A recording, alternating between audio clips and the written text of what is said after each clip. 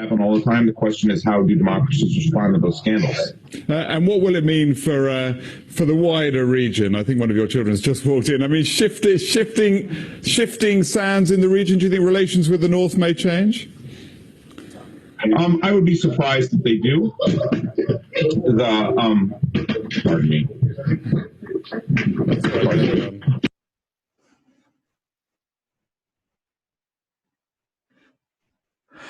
Hi there, everyone. So first of all, I want to thank you all for attending. And I also want to thank everyone for all the effort they're putting in to make sure the country keeps going in these tough times. I'm Ben Woodthorpe. There's a few of us on this webinar. There's myself, Ben Karst. If you want to say hello, Ben. Hey guys, it's Ben here. So Ben Karst is going to be manning the chat window and sort of being the voice of the audience and asking any questions that need to be asked.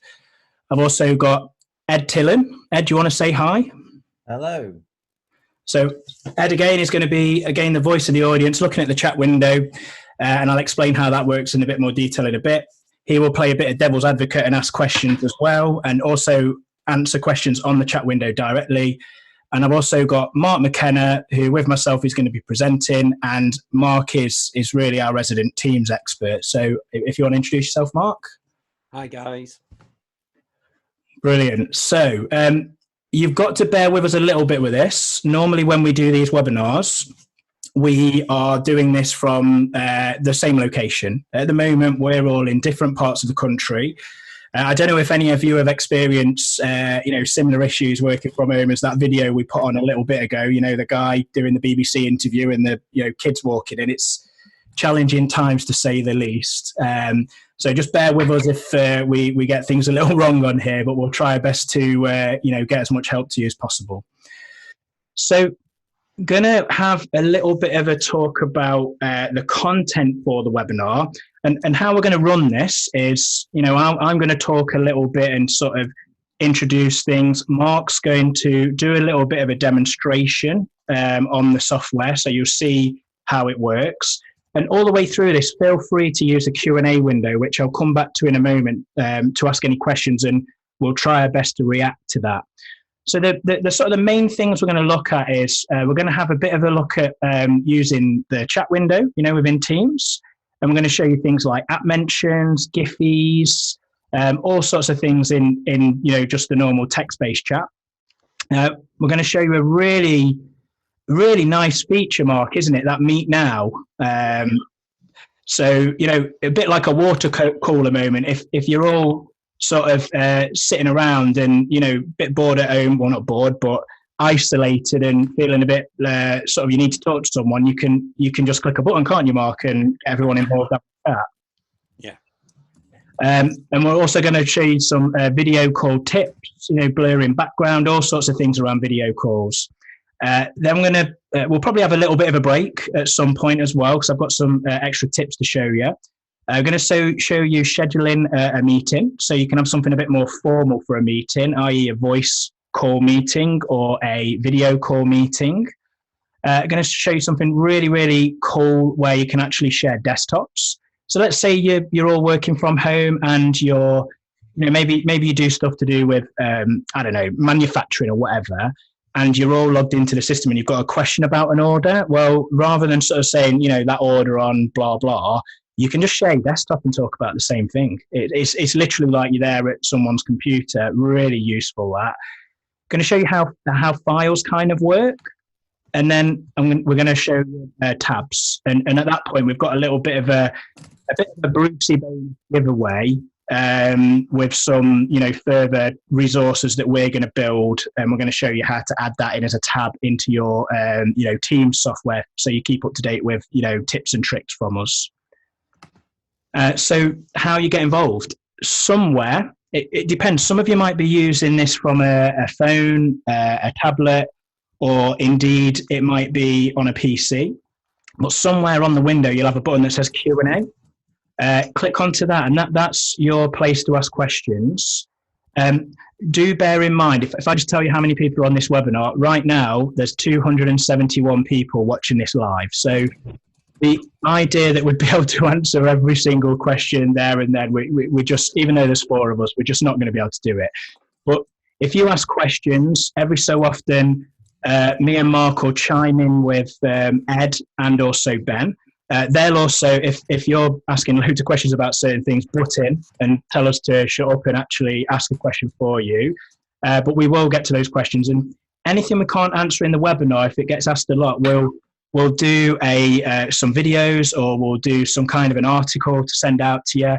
And one thing to let you know, and I'll just double check I'm actually doing this, I'm recording this webinar session and we'll put it online for you and send you a link to it. So don't worry about making shed loads of notes about this. There will be resources sent to you. Okay, so let me just get Teams open. So first of all, I mean, really, I suppose, what is Teams? I mean, it's most people are familiar with, a lot of people are familiar with Skype.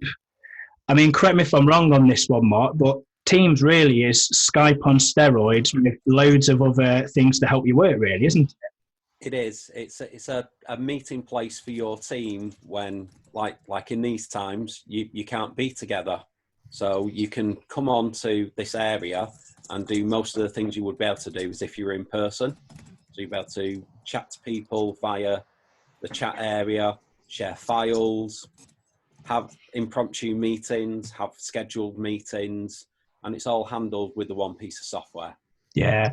I mean, about a year ago when we started using Teams, we started using it to try and reduce the amount of internal emails that were flying back and forth. Yeah.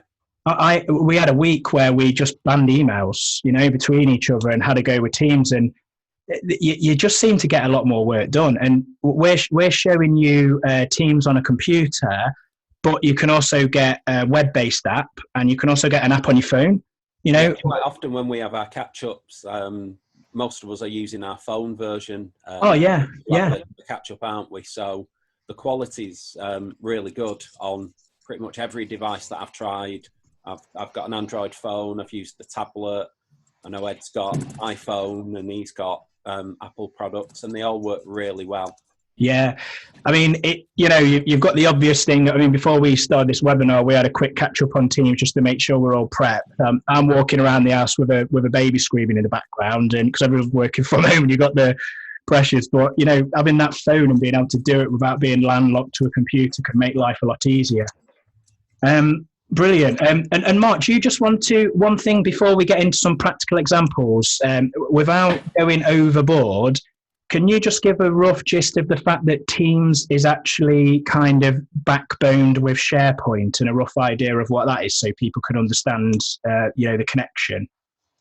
Yeah, so SharePoint is Microsoft's version of an intranet with also the replacement for your traditional shared drives. So everything that we do within Teams is saved into SharePoint. So any files that we upload in here, they don't just sit in the ether.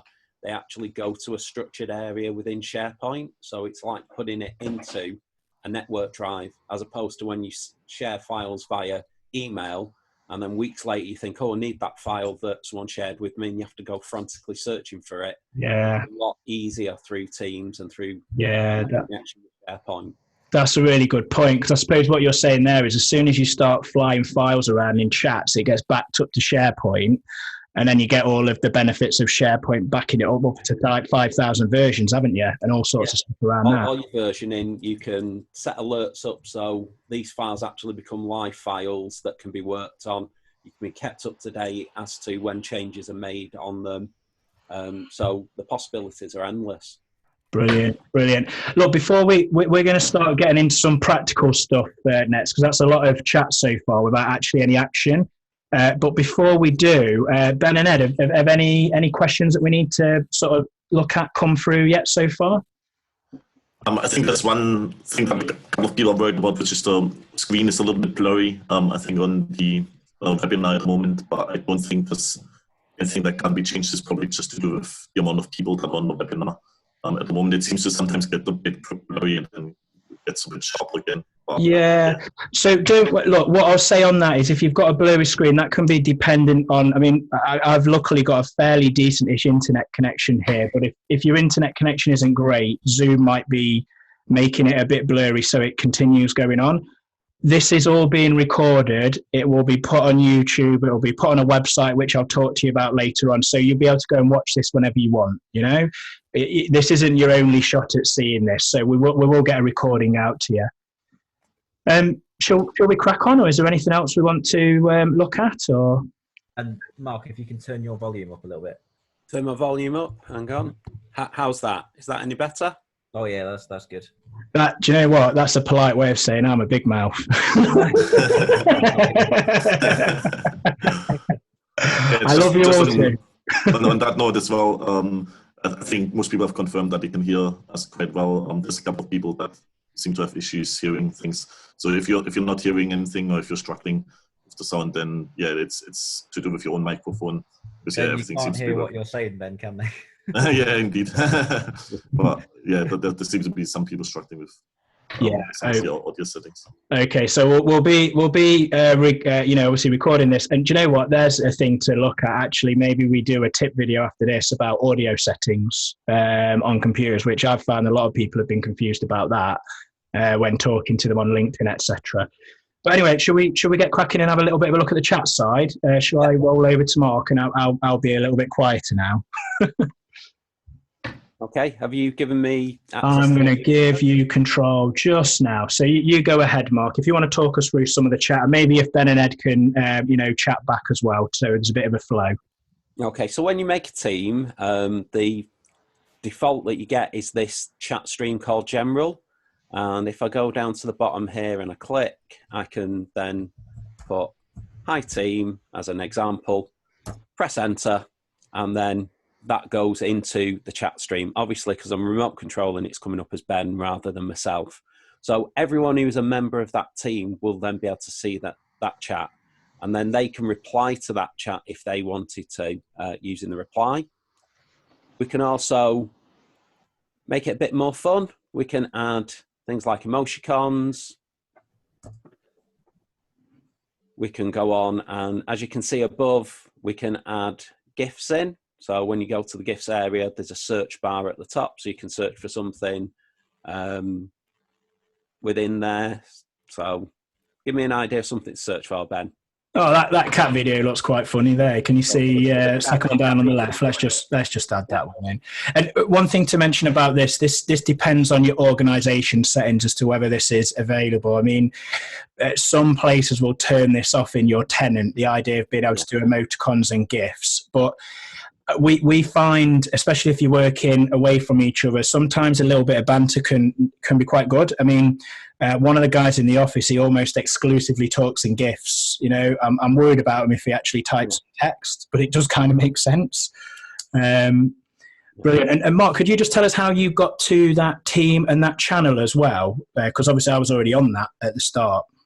Okay, so when you first come into Teams, you will see at the bottom there is a join or create a team. So if you were to click on there, if someone's given you a code, you can type the code in, or alternatively, when they add you as a member, you get an email. When you click on that link, it pushes you through into Teams, and it will then add that to your panel here. And you can have multiple teams showing. You can go to the three dots here, and if there were certain teams that were less important to you, you can actually hide those within there. And then hidden teams, they actually show in this list here. So yeah, if you just want to pop that hidden teams out just there for us, please, Mark. So these are all teams that we have in Woodthorpe IT to help us kind of collaborate on stuff. So we did some training with legal software. We've got Office Chat, Trainer Chat. Randomly Tree System. We've been doing away with a company that is involved with trees, so it was a bit of a conversation about that.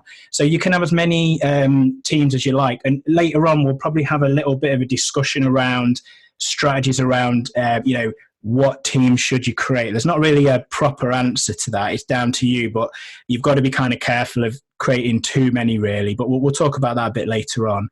And Mark, just to be a pain. Could you just sort of look at, the navigation on the left and just sort of give, obviously not have to click into all of it, but just a rough gist of what they all are, and we'll be touching on some of them as we go through, won't we?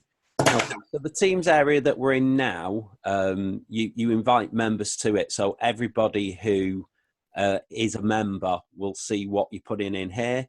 You've got a chat area above that, which is more like what traditional Skype for Business was for. So if you want to make a quick call to someone and do a video, you can do it from there. And as you can see, you can do the emoticons in there. We've then got the activity panel at the top. So you can actually look and see what's been going on in all the teams that you're a member of. And that's showing not only your feed information, but it's showing what other people are putting in. If you wanted to just see your own activity, you can minimize that down to just what you've done within the teams. So if you wanted to double check that you've put things in all the places you should have done, you can just skip it down to your activity there. Brilliant. Smashing. Right. The calendar bit we'll come to later on, and we'll talk about calls and probably files later on as well.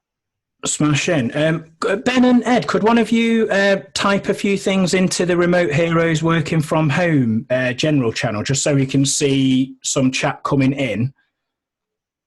Sure, yeah. Putting you on the spot now. Keep it clean. So obviously this is, we're kind of faking a conversation here, because I mean, normal run of things, you're not going to be sending a GIF about, a cat and this, that and the other. There's going to be a bit more nuance of chat. Am I right in thinking here, Mark, as well? Obviously we're in a channel for the team, and if you put a message in there, it's going to be broadcast to the entire team. Do you want to sort of talk about the app mentions? Because that's really quite a useful thing, isn't it? So at the moment, anyone, unless you've set it up so that you get notifications via email as a default, only people who are looking at this will see that those messages have come through. If you want to get someone's attention, though, if you put an @ symbol in, you should then get a list of everyone who is a member of that team. So I can then go to Ben at the top there and put, could do with the sales figures. And then what will happen now is, if Ben wasn't logged on, he will receive an email telling him that he's been mentioned in the Teams chat. There'll be and a that's link really good. That's really good. Into that particular message. Yeah. And Ed, can you see Ed's actually mentioned me in there? And I don't know if you saw, Ed, can you just do that again? Just do another @ mention for me, please, mate. So what you'll see is when Ed does this, bottom right-hand corner of the screen, we get like a little notification come up. And can you see the chat appears a little bit different? We've got like a @ symbol. So if we're tiny, we're a nothing company. There's, a few of us as a team, so it's quite easy to track a conversation if there's loads of us talking. But people on this conference call, you might be in teams of like 70, 80, 100, 200 people, and it can get quite confusing. So these @ mentions become quite good. And notice, can you see on the activity at the top, am I right in saying, Mark, that anything that I've been mentioned in is going to be in that activity and kind of highlighted? It will be, and also if you look at the channel, you can see the specific channel. So if Yeah. you're in a lot of teams, and there's a lot of channels, because it does tend to happen that we break off into different projects and things, you can then easily pinpoint where that @ mention came in. Yeah. And look, I'm not going to say that Microsoft is the best software company out there. We love it because we do a lot of Microsoft training.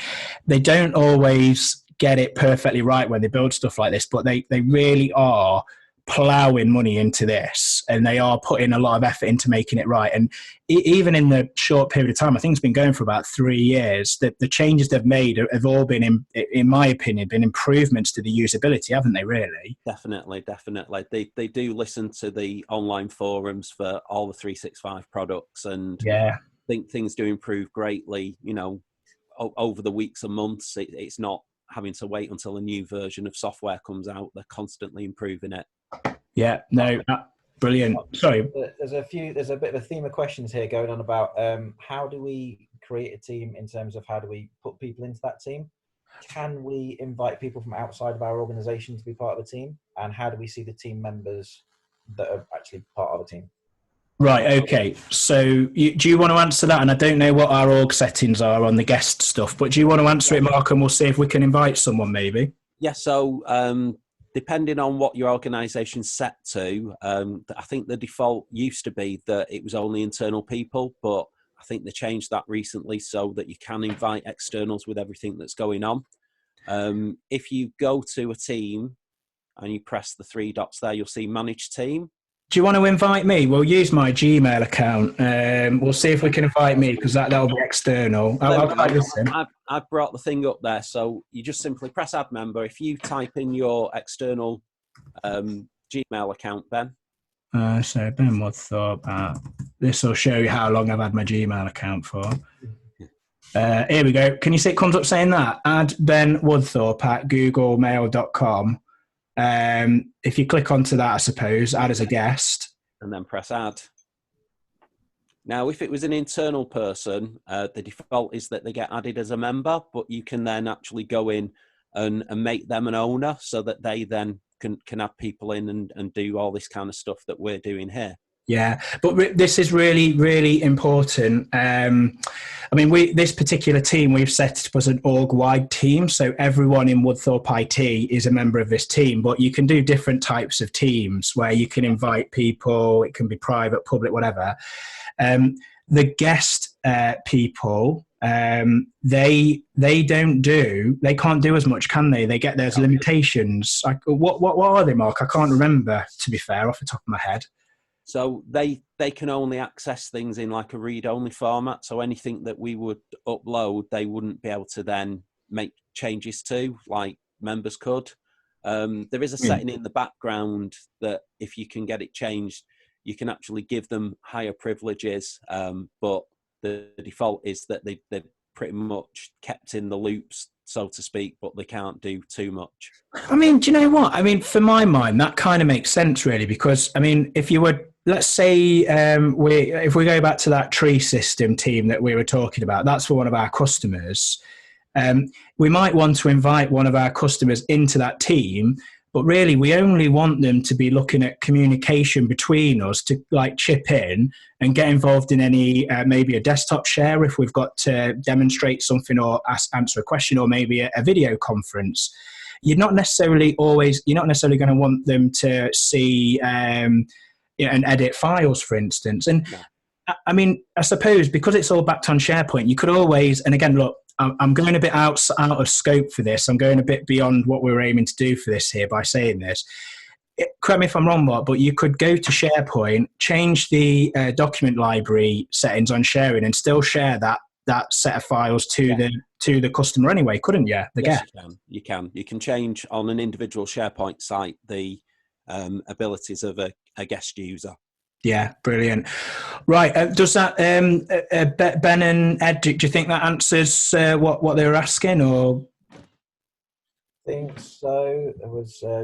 What's the main difference between Teams and group chats?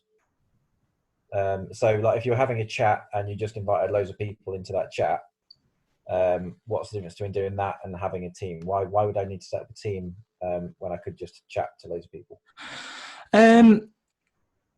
I suppose that, Mark,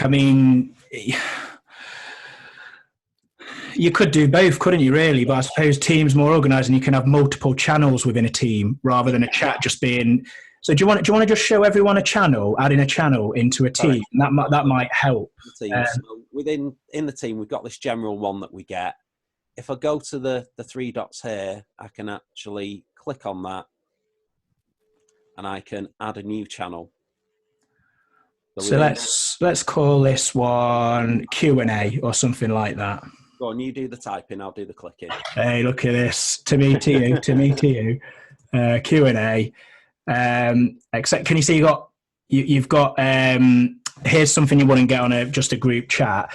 I'm setting up a channel which people can chat in, and I can choose whether everyone gets it or I can only select certain people. So if you start a group chat with 10 people, You might then want to do another group chat with 8 people of that 10 or 5 people of that 10.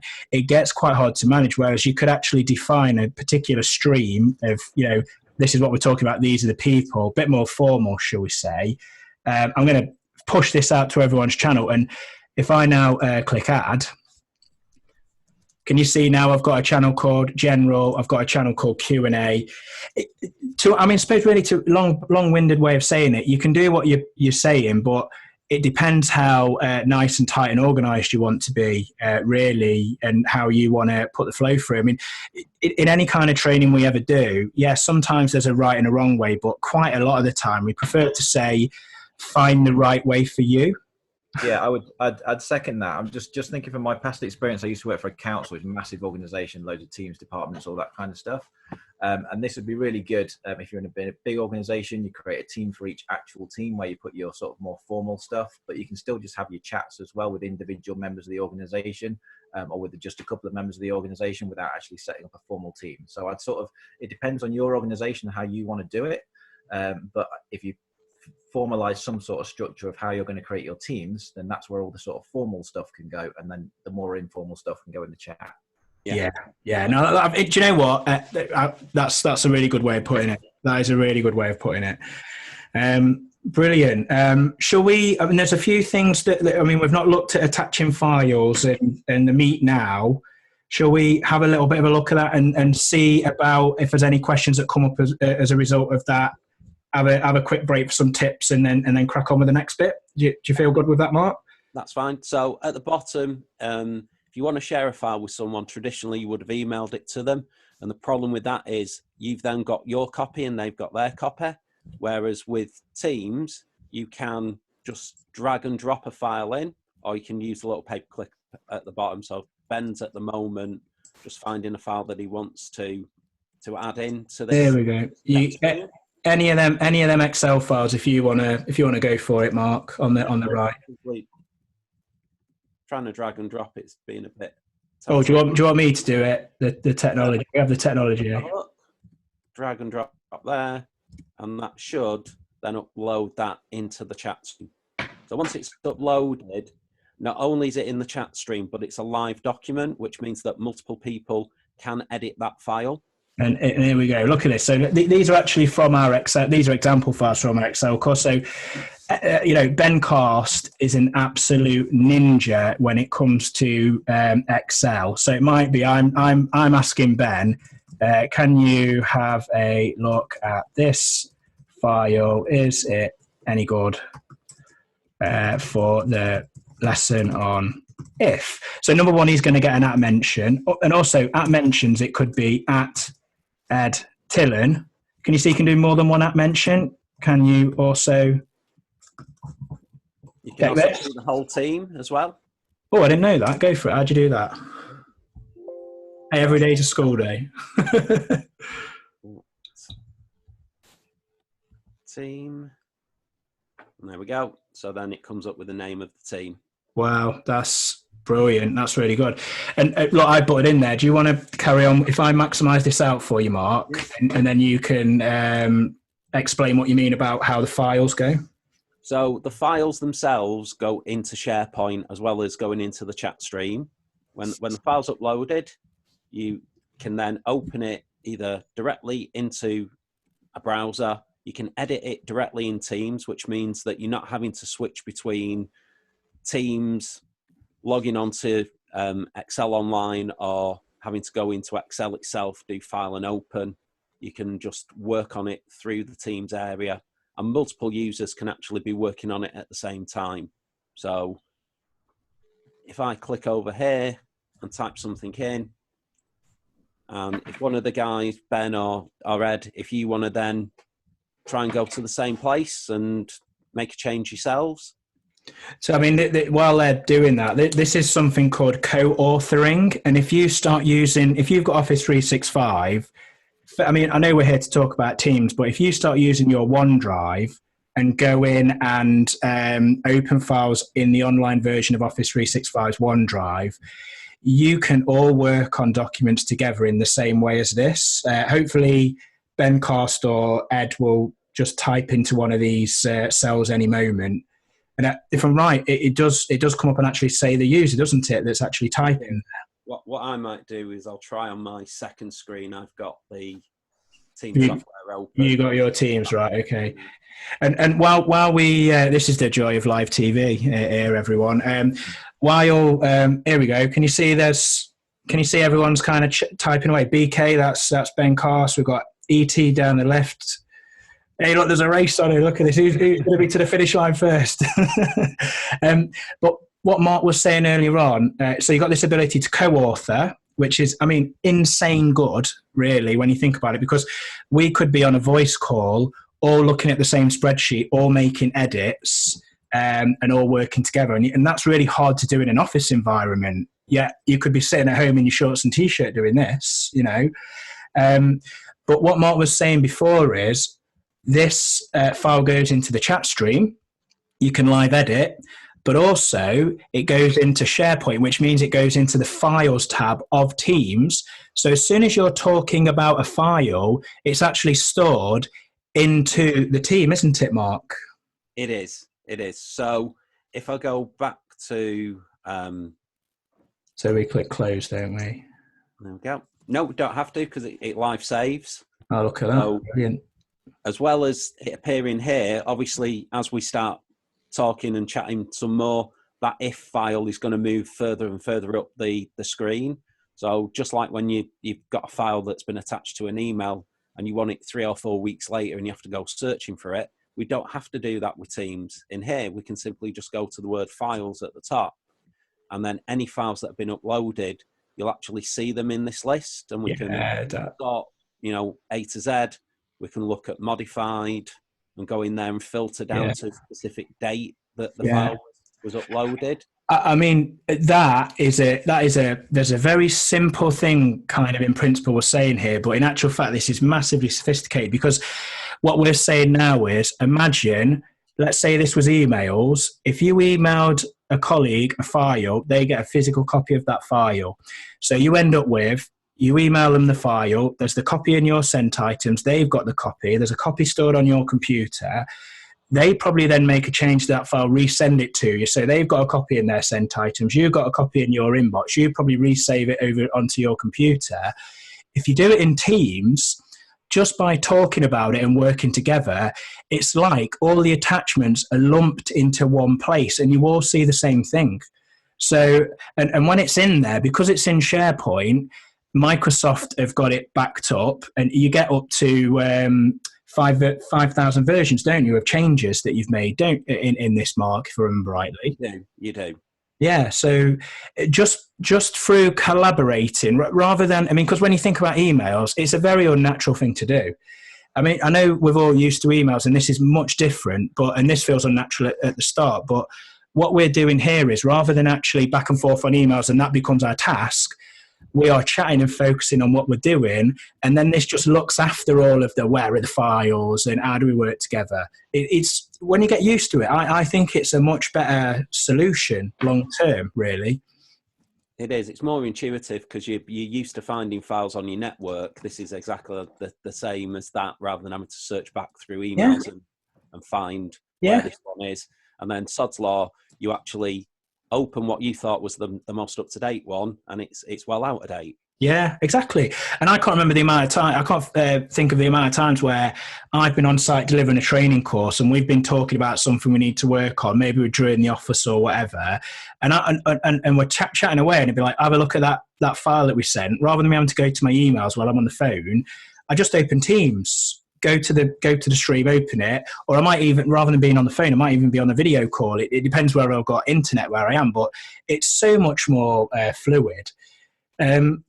Look, I tell you what, I think, look, we've chatted a fair bit, but what I suggest we do, I've got about 45 seconds to a minute's worth of little pre-recorded tips that I'm just going to put up on the screen for everyone to watch. If Ben and Ed could have a little bit of a look at the Q&A to see if there's any questions that are coming up that we need to answer. So that gives you a little bit of time to look at them. And then when we come back, we should start to have a look at the meetings and the video conferencing side of things. So I'm just going to start just a simple couple of tips for you to watch, and then we'll be back to you.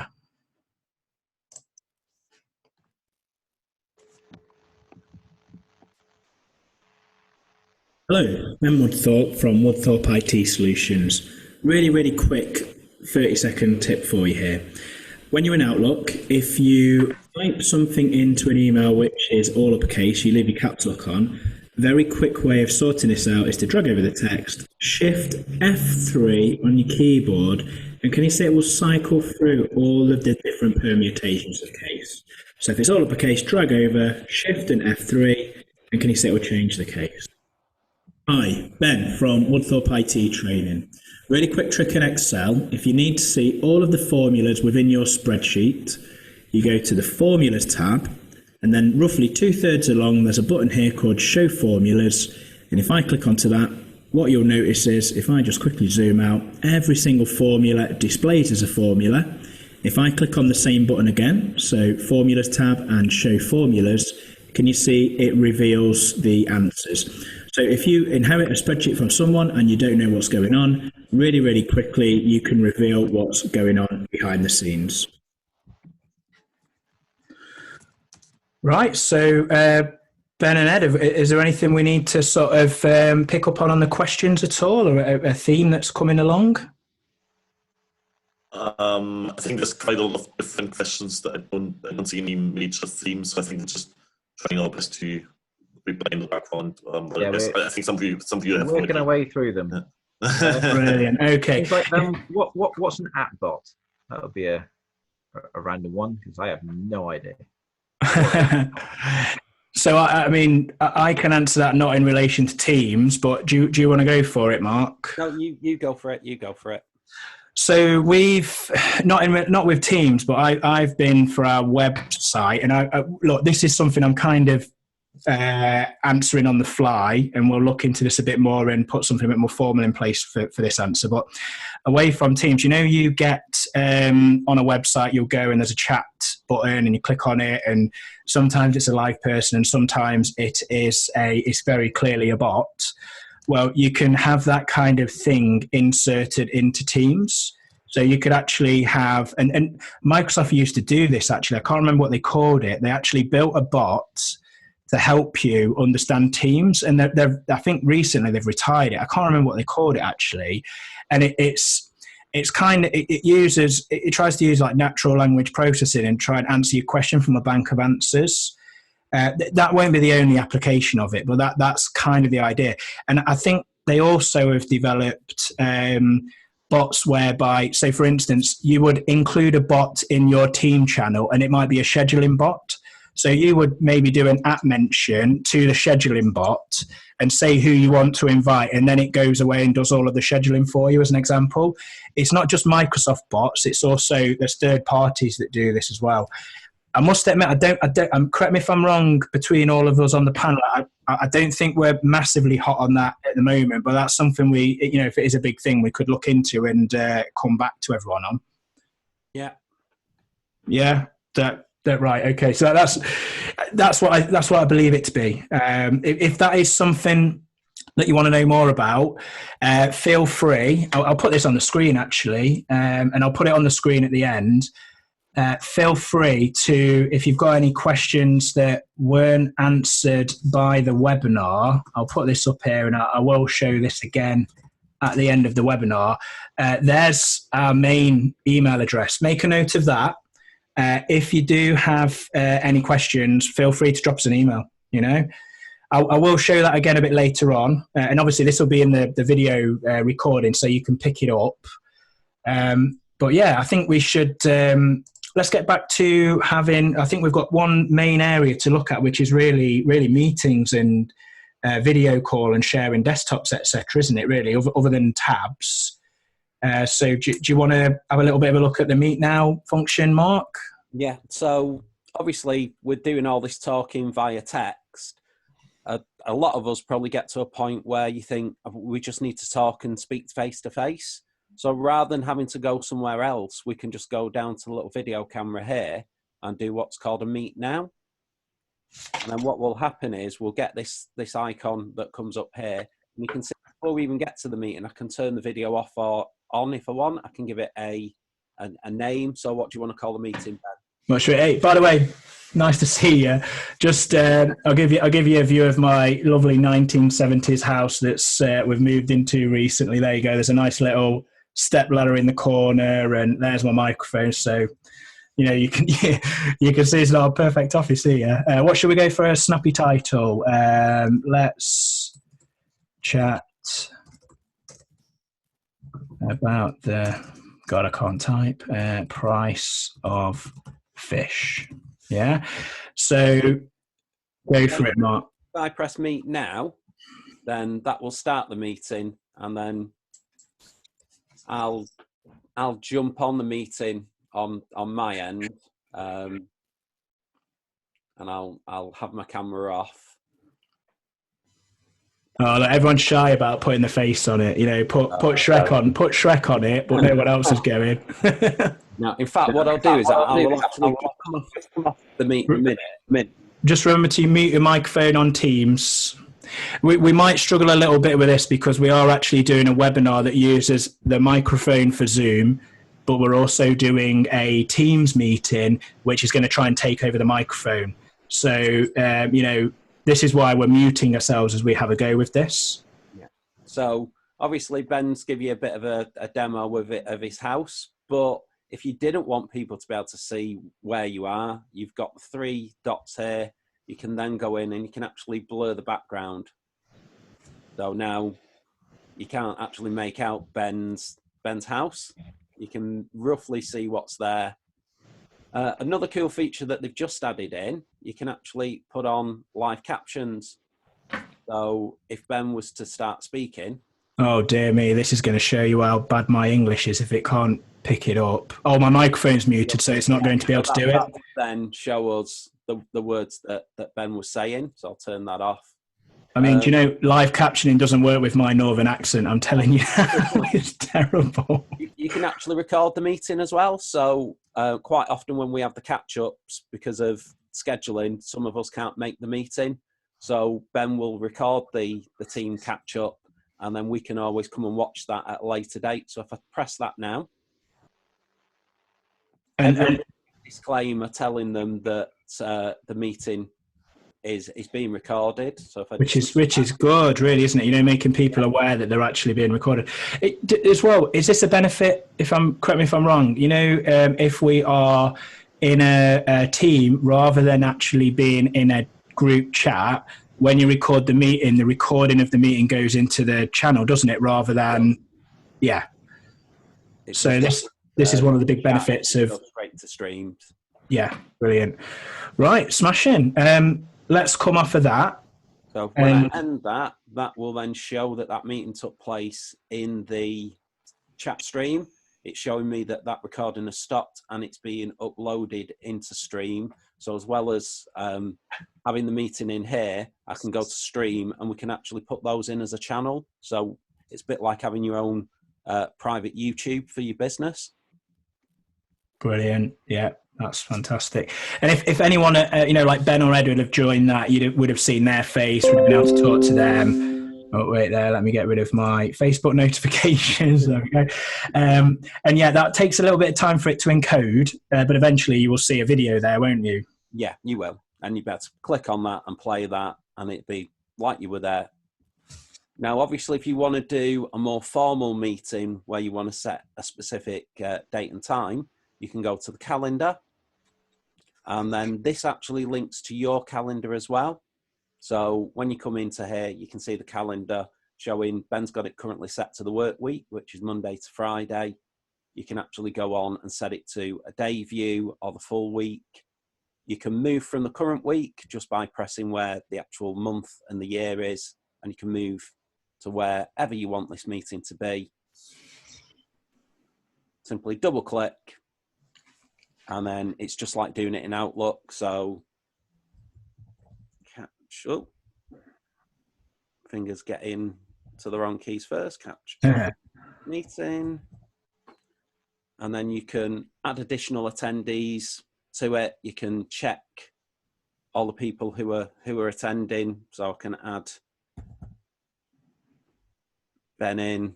Oh, and type Ben again, Mark. If you put Ed in, so we've got Ed on there, but type Ben in again. You'll see. You remember my guest account, my Google account. Yeah. Look at that. So this is a good thing about, if you've got the guest. People are asking about can you include people external. This is where you can include external people to update on a project. Yeah. And just like you can in Outlook, you could make that a repeated one. So if this was like a regular catch-up meeting that we're going to have, I could set that to that being a weekly one that happens. And that's a fairly new feature. I can add a channel into there, so it will then put this meeting into that specific channel. So let's go remote. Let's go remote heroes. Let's add it into there. And can you see, this is going back to the group chat question, like general Q&A. So you can choose what channel you're actually adding that to. So you've got a bit of control there. And it also gives you alternatives of when this meeting might be better suited. I think all of us have got pretty clear schedules at the moment, but I can nip to the scheduling assistant there. I can just double check and see what availability people have got before I book it in. So again, very, very much like Outlook. And then once I've done that, press send. And then everyone will get a meeting request in exactly the same way as they would as if I'd done it through Outlook. The good thing with that is it also embeds into the email that's sent a link. So someone who doesn't have Teams natively, say one of your guests, they will be able to click on the link and they would then be able to join through a web-based version of Teams. Yeah, it's really. I mean, that's relatively new, isn't it? The guest side. I mean, I'll say relatively new, probably a year or so ago, but it is pretty good. It is pretty good. But again, that does rely that if it's not enabled for your organisation, and you'll know because if you try and invite a guest to your team and it just doesn't let you type an address that is in your team, that means you can't do a guest. Well, you're going to have to take send a cup of tea and a biscuit to your IT guys and sort of try, or girls, and try and sweet talk them to enable it for your Office 365. But it's really, if I remember rightly, when I enabled it for us, it's a 5-minute job, really is, to get that up and running. It's that simple. Related to that, Mark, can you like schedule a meeting? Like, can you see other people's availability and stuff like you can in Outlook? Yeah, that's what I've just done. All right. So, yeah, Ed. All right. Good answer. Carry on. No worries. I'm taking the Mickey, but you probably get about 50 million questions that you're replying to. Yeah. But no, when I was on the meeting thing, there was a scheduling assistant, and it shows you the people's availability. Brilliant. No, really good, really good. And shall we have a little bit of a look at the sharing of a desktop? Yeah. So if I jump back onto a meeting now, and we'll let's just mute ourselves, Mark. Okay. So let me just jump onto this meeting as well. So I will join and then mute. So Mark's going to join now and show me his desktop. Mark can also give me control to your desktop as well, can't you? Yeah, so I can now go in and give Ben access to anything I've got open. Let me just open an Excel file so that Ben's got something that he can work with. So have you shared your desktop yet, Mark? Or? I'm just about. If I share it, it's going to do a weird thing, like the mirrors type thing. Yeah. Okay. So I'm just going to open a blank Excel spreadsheet or one that's got a little bit of information in. You've not got like iloveclogs.com or something like that open up you or? You know me so well, Ben. But yeah, so if I quickly get back to Teams, I'll go share desktop. So if I go on, I can actually choose what I share with Ben. I can share the whole desktop or specific file that's open. So now I've shared this file with Ben. Ben should now be able to see this Excel spreadsheet with just some ones and point five. There we go. I want to get involved. So look, request control. Mark's going to be asked. Allow or deny Ben's request. So if I allow, and then you can actually see on the screen a little cursor that's me, a little cursor that's Ben, and we can actually co-edit at the same time. There we go. Well, I think mine's going a little bit nuts here. Here we go. It's probably my internet. You know, Ben was here. Boom, pow. You know, so it's real. I mean, this is collaboration that we probably wouldn't ordinarily rely on. We'd go and chat to someone at the desk, go away and do our own thing. This is more collaborative, I think, in some respects. It takes getting used to, but more collaborative than actually being next to each other in some cases if you're very reliant on using a computer. And this idea that we can kind of talk at the same time as seeing our face at the bottom and work on a document and all the files are stored in the same place. I mean, it's mega. It's absolutely mega. It really is. And the smoothness of it, if you think about it, we're using a secondary streaming program as well as streaming via Teams, and we're not actually seeing any degradation from what we're getting. Yeah. You know, we're putting both our PCs under a lot of strain. Yeah. By streaming on two platforms and handling it well. I mean, I'll go further. I mean, I'm on a reasonably okay-ish home broadband, but I'll be willing to bet my stepson is probably playing Fortnite in the other room on the internet. So, you know, it's like he's done his own work, so he'll be playing Fortnite. So, you know, it does work really well. It does work really well. Let's come out of this, and then I think we should have a little bit of a look at tabs next, Mark. Just a quick one, Mark. When you first set up a team, it said put in a code if you've been invited to a team. Where would you get that code from? Okay, so if I go back, just let me get rid of the spreadsheet. It's in the way. So if I go into the three dots. Feel free to create a team if you need to, Mark. And then if I go into manage team, and if I go into settings, can you see there is it would normally be here. I think it's not on Ben's one for some reason. Do you know why? I think it's because this is an org-wide team. Org-wide one, yeah. Right, shall we create a new team? Let's create a new team. If you go down the bottom, let's just do a new team. We'll clear it off at the end. Okay, so create a team. So build a team from scratch. And then do it as private one. Yeah. And then test for code. But also, you can show them inviting as well, can't you? I suppose. Yeah. So at this point, it then asks me who do I want to invite. So I can go through and add the various people.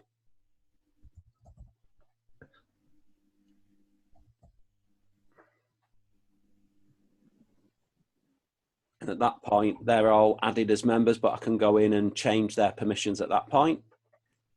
And then if I go to the three dots, if I then go to manage team, and then if I go to settings, you will see team code, and I can generate it. But as you can see there, guests won't be able to use that code. You'd have to invite them, wouldn't you? You'd have to invite them. So you'd have to get their email address and then invite them in. And if you don't have to use the code though, do you? You could go to the members tab, couldn't you? You could. At the top. You could. Sorry, Mark. Yeah, so you can go there and you can just add members at that point.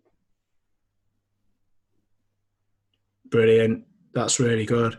And just if you just pop that back open, Mark, you mentioned the permissions, that pop down box where it says members.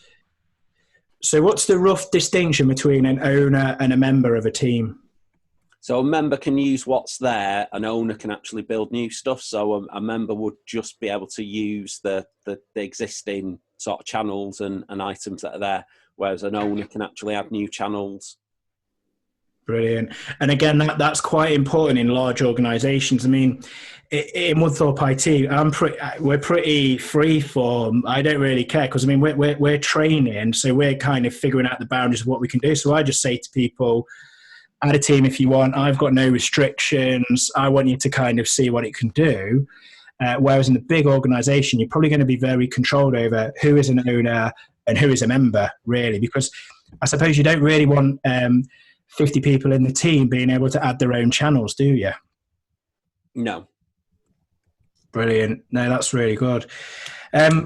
Before we move on to one last main theme that's a practical theme, we're going to have a look at tabs. Ben and Ed, is there anything we need to sort of touch upon question-wise? I don't think there's a common theme still. I think we'll just working on the common themes. Yeah, we'll work our way through, and then at the end, if we've got time, people can sit and wait while we answer questions. I think probably the best way to do it is what we'll do. We've got the tabs to look at. There's a little bit I want to talk to you about, something that we're going to offer you as well to help you all out on an ongoing basis. Now, I've got a poll to do, and I think maybe after that, what we'll do is we'll look at the Q&As that we couldn't answer offline and see if we can find some quick ways to get back to you, because the Zoom software, what it does, it kind of, even if we close the webinar, we know you've asked that question and we know who it was, but we'll probably do like a round robin email to everyone and answer a bulk load of questions in one go. We might not do all of them, but we'll do our best. I'd like to know where you got your shirt from, though. Me, my shirt. I assume it's yours. You're the only one. Do you know what? I think it was. I'm not trendy, me. I think it was an Asda job, if I'm going to be honest with you. So behind me, that wardrobe is probably full of boring shirts like what I've got on. You know. So maybe next webinar I'll wear something with vertical stripes rather than horizontally. Brilliant. So do you want to have a little bit of a look at the tabs then, Mark, please? Yeah. So at the top of the screen, you'll notice we've got obviously posts, files, wikis, and there's this plus sign. So if you press on the plus sign, you can then add additional tabs. And this is really where the power is within Teams, because you can connect to Excel, forms, non-Microsoft programs, websites. So if there was a file that I wanted people to be able to access quickly and easily, and again, I know I can go to files, I know I can search for the file, but if I want this if file to be something that is easy for someone to get to, I can just link to it and it then comes at the top. And because I didn't name it, it's just come up as Excel, but I can right click and do rename. I mean, that could be order book, couldn't it? That could be chase list, that could be ideas, that is whatever you want. And it doesn't have to be Excel. It could be a Word document, could be a OneNote. It's pretty much whatever you want. And if I'm just going to grab the mouse a second, Mark. If I hit the plus sign, I mean, while we've got a hole in our backside, we're not going to be able to go through all of these on one webinar. And to be honest, we don't know all of these because they're all external services. I mean, when we first started using this, there was maybe 25 or 30 of these, but look how many there are. I mean, look, if you use Zoho CRM. Constantly in improving. Yeah, it's insane good. It's basically what this means is you can integrate Teams with any one of these services, and it's a click boom kind of job. Let me show you one that might help you guys going forward. So there's one here called website. I'm going to click onto this. Now I'm going to call this one Teams Help. Right, and we'll also send you the details of this web page on the follow-up. So I'm going to put https remoteheroes.co.uk. Let's just make sure I've spelt this right because my spelling's atrocious. So remoteheroes.co.uk. If you've come from LinkedIn on this webinar, you'll be aware. But if you've come from my tips list, you might not be aware. We've set up a website where we're going to post anything we do like this on this website for free. And we do plan on doing more webinars. I'm also in talks with other people around, talking about things other than IT. And we're just going to post it all on this website as a resource. But if we follow that through and put in here, Microsoft Teams just then, hopefully I've got the web address right. If I now hit save, what that's going to do, can you see it's created a new tab called Teams Help, and it's embedded the web page into my chat stream. And what I've done so far is we did a webinar about Teams about a year ago when we just started using it, which you can go and watch. That's on there as a video ready to watch. I'll also put the recording of this webinar in there, and any questions that we've had, maybe we can record a quick video, maybe when we actually look and analyze the questions that we've not answered, we can record 3 or 4 short 5-minute videos. We'll stick them on there for you so you can go for it. And all I did there was plus. I go to website, and what I'll do is I'll put up on the screen so you can see. Here we go. It's remoteheroes.co.uk/Microsoft Teams, and I'll leave that on the screen so you can see. If you use that as your link, whenever we update it, that'll be there in a tab for you. We've worked with charities where they put on events, and what they do with that, they will put the website event page into the Teams tab. So, rather than having to, if you're talking about events, go to the website, check the event. Well, there's just a tab, and it's the web page, and it's just a very simple idea, but it can save a ridiculous amount of time and effort for everyone. Brilliant. So, I suppose. Has anyone, Mark, Ben, or Ed, anyone got anything you want to talk about before we sort of go on to the wind down and the wrap up? No, I'm good. From my side.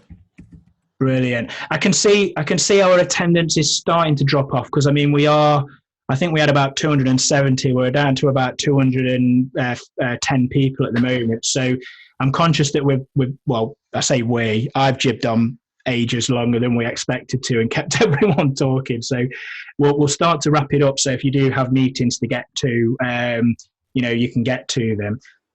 But just a few things to kind of talk about, really. Let's just bring the final slide up on here. Let's just bring this up on the screen. So just some housekeeping reminders. Really bit of a cheeky ask here. If you've liked what you've seen, please feel free to leave us a review. If you search for Woodthorpe IT Solutions on Google, if you've got a Google account, please leave us a review. We always like to hear from people. Good or bad, really, either way. We will email you a recording of this session. So it'll probably take a couple of hours because we've got to download it from Zoom and then I have to upload it to YouTube. So that'll take a little bit of time. But everyone who has attended or even just registered and not attended will get a recording. And I put that email address up earlier on. Feel free to drop us an email or go to the website, use the contact form as well, by all means. And one thing before we do wrap, one thing I do want to do, because we are planning on doing another webinar in the future. What I'd like to do is, anyone who's still there, I'm going to just put on the screen a poll around what the next webinar we should do. So I've put a few options on there. If you could it should flash up on the screen and you should be able to vote. If you want to click on what you think would be useful for you in the future. Oh, it's looking like so far, I'll give it a few moments for everyone to vote. We've got 25% of people voted so far. And it looks like SharePoint is pretty popular. It's getting 51%, 53% of the vote. So I'll give it another 15, 20 seconds to allow everyone to get there. Yeah, that's a runaway winner. SharePoint looks like the one, doesn't it? So just to let you know the scores on the doors, we've got 14% of people want to know more about Teams, 57% want to know about SharePoint, 11% want to know about Zoom, 13% Excel. God, poor old Word. No one wants to know about Word. 5% on PowerPoint, and no one's using Google. I suppose that's to be expected because we're talking about Microsoft stuff, but I thought I'd put it on there as a chance. So what we'll do then in that case, I don't know when it'll be. We'll have a little bit of a chat, me and the guys, about a future webinar. Maybe I'll just share those results actually, so you can see that. We'll have a look at doing something about SharePoint. I don't know what that is, and I don't know when it'll be, but we'll look at putting something out around that. Brilliant. Look, before I sort of say love you and leave you to everyone, just one last check. Nothing come through on the Q&A that we need to talk about, or shall we wrap it there, everyone? I think we can wrap it there. I think they're all individual questions. There's one question that's been sat here for ages that I don't know. Are there any GDPR protocols around using Teams? Wow, I mean, I'm going to just throw that out to the three of you. Well, yeah, no, that's why I've been ignoring it for a bit. Not ignoring it, just putting it off. I mean, my I don't know. It would be an uneducated kind of guess on that. It's just that it's. So, I mean, I know that Microsoft will have it all nicely protected and it's all wrapped up, so you can discuss whatever you want on there, and it ain't going to get hacked into. It is. There's also a section under the admin console for someone who's an admin of the 365 portal, where you can actually go in and set data protection stuff up. Oh, wow. There are quite a few questions on here about things like I can't see this setting or I can't see that setting. I mean, that's going to be an organisation-based thing, really, isn't it? You know, what as your... I mean, look, we're, like I said earlier on, we're a tiny business, and I've just really pretty much, as far as I'm aware, opened up all of our Office 365, you know, for all of us to do whatever we want, because it's kind of our playground, if you see what I mean, so we can go through stuff. So that might be, like I said, get an Uber to send a cup of tea and a biscuit round to, you know, one of the IT people and have a bit of a discuss about how you can open it up a little bit. You know, that's an internal discussion there, to be fair. But I mean, correct me if I'm wrong, Mark, if you go to the Office 365 website, there's plenty of documentation about what is available, isn't there? There is. And again, it could be that they just don't have the permission as that individual. Yeah, that's right. Within the team that they're in, it could be that when they create their own team, they might have more permission. They could just be that they're looking at a team that they're in and they're just in as a member. Yeah, no, that's right. So you've got, we're kind of showing you what it can do, and that's sometimes got to be peppered with what you've been allowed to do in your organisation. You know, if anyone, I mean, I know we've got quite a few people from schools on here. I know we've got quite a few people from the NHS on here. I mean, I would imagine they're pretty locked down. I might be wrong. And we've got a few fairly big retail businesses. I don't know whether they're locked down as much. Possibly. It really depends. You know, some IT departments, they spend all their life bunkered in making sure everything's, you know, secure. And other people are like, let's just let everyone do what they want. So it really depends what your organisation's like on that. But you really, like I said, Uber a cup of tea and biscuits round to Joe or John in IT or whoever they are, and see what you can do, really. Especially how times are now, I think you might find it'll be a bit easier to discuss that kind of thing with your IT department, I would hope. Brilliant. Anything else before I wrap it up and finish?